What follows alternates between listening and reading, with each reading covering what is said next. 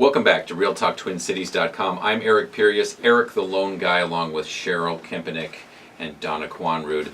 We're here with Sandy Schwartz, SASHomestaging.com, continuing our conversation as to free tips now on how you can improve your home, maybe prevent that price reduction to sell and save some money, increase your your sale price. Isn't that right? Absolutely. And so what do you think that a seller could save by doing staging?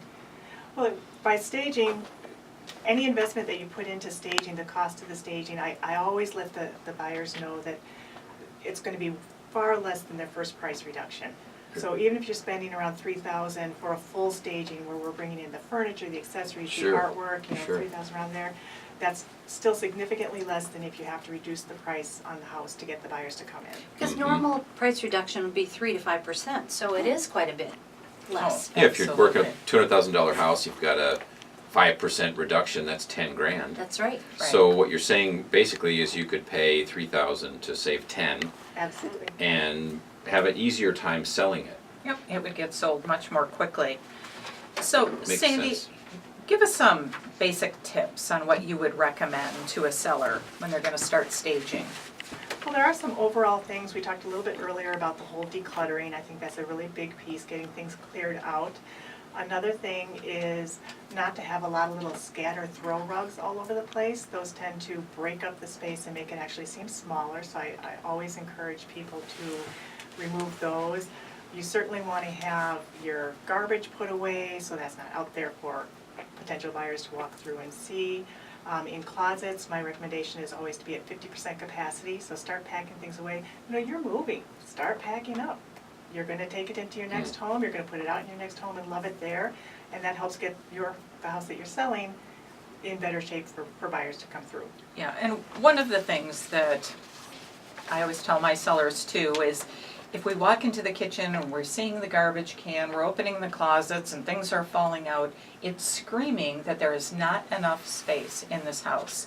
And we really want buyers to feel like they're going to be able to fit all of their belongings in and they're going to have enough storage. Everybody is concerned about storage, so that's some great advice. What about smells? I mean, Oh, we've all boy. gone into homes where there's been a smoker and it's overpowering, or Or pets, we love our pets. pets. We do. But some pets smell like their litter box or pet food. And so, I think it's really important that you find a place where you can put that maybe behind a door, do something to help eliminate that smell. Sandy, do you have any tips for getting rid of smoke smell or lingering smells? That can be kind of tough. The smoke smell is very difficult. Sometimes you need It's to in actually paint fabrics. over that. Yeah. The fabrics either need to be removed. A lot of times we'll actually take curtains out and off the windows. I know that there's painting you can do to help reduce that smell coming from the walls. Carpet may need to be replaced if it's very smoky from many years of smoking. That can happen. And even the furniture, it can soak right into the furniture. The fabric any of the rugs. retains that. Yeah, I know that it's such a challenge. I know there's companies out there that deal just with odor removal. So What about TVs? Should leave them on? Like if you've got electronics, what do you think? Keep it on CNN or just keep it off? Or I think it should be off. I think we spoke earlier about the distractions. You don't want to distract your buyers. Buyers will make up their mind within minutes whether they want to even go any further at all. So you don't want to distract them. You don't want to distract them with, oh, there's the game, who's winning, you need to know. oh, sure, yeah. So TVs would be off. and that can really start from the curb as well. We talk about curb appeal being so important, and especially now in these winter months with the snow and the ice, it is so important to start with keeping your driveway and your sidewalks clear. Pick up those newspapers that are piling up outside the front door.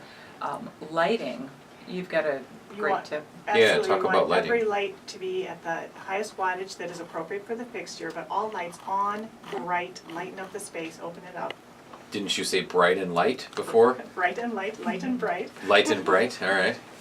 top wattage Tis and the all season. your bulbs, yes, and then Tis the season for that, I guess. Okay, so basically, they need to start packing, get their stuff that they really don't need out of the house, clean everything possible that they can, start removing rugs, and then, how about clearing counters?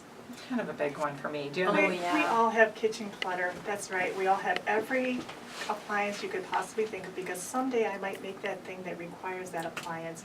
Again, you're moving, pack it up, get by with what you can really, at a minimum, use, so that people can see how much counter space you actually have and can see themselves using it and working in the space.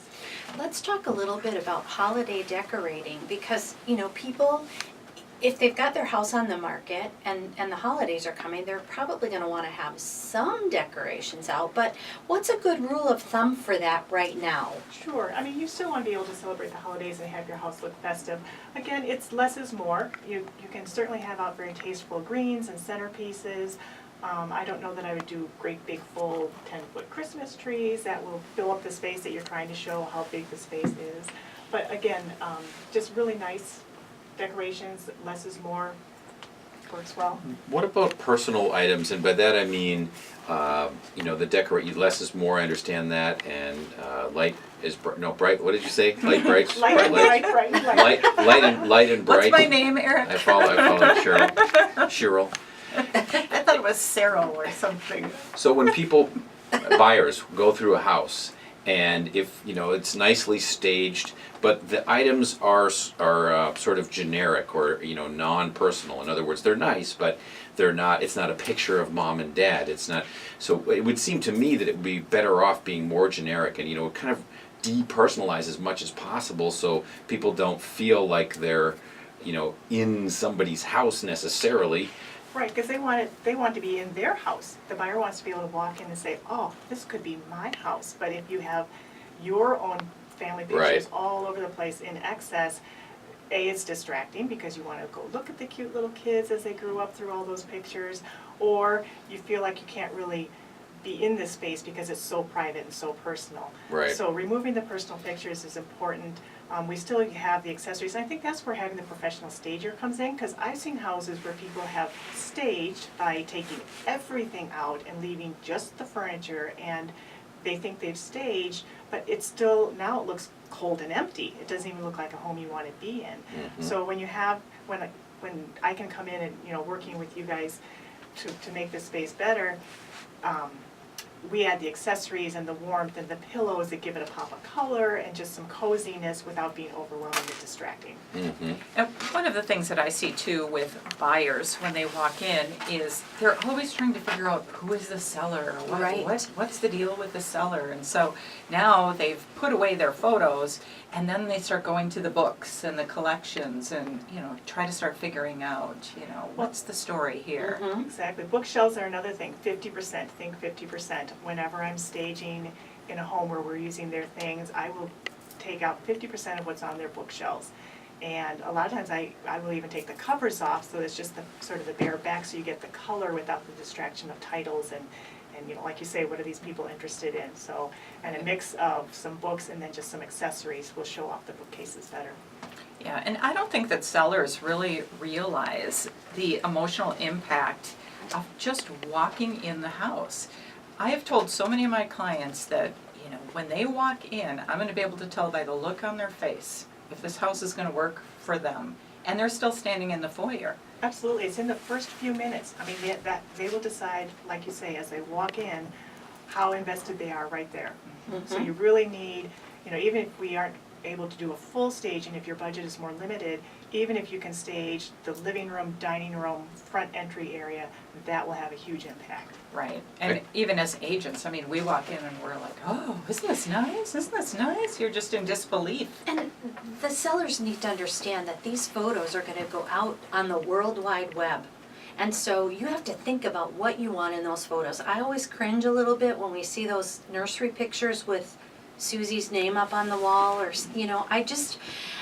we have to think about who's the audience and what are they going to be seeing, and how do we want to make it safe for our families to put the house on the market and be exposed on the World Wide Web, but also make it depersonalized so that that buyer coming in can feel comfortable and start moving their own furniture mentally into the property and living there. Yeah, I completely agree. And you can get expert advice on these things on the World Wide Web at realtalktwincities.com or sashomestaging.com. If I was selling my house after hearing what you guys just talked about, I would want your help in doing that because I know I wouldn't. I think I could do this stuff, but I know don't there's think things you I would could. miss. No. You need Like professional I help, said, Eric. I think Yeah. I could, but Don't think so hard. but I know I couldn't. So I'm glad you're able to share this with us. Thank you for being here, Sandy. Appreciate that. Thank you for having me. Absolutely. So you can reach out to us at realtalktwincities.com or Sandy Schwartz at sashomestaging.com or give her a call, 612-787-8828. We'll be back with more on tearing down condos, tearing down jails. Real Talk Twin We'll Cities. be back.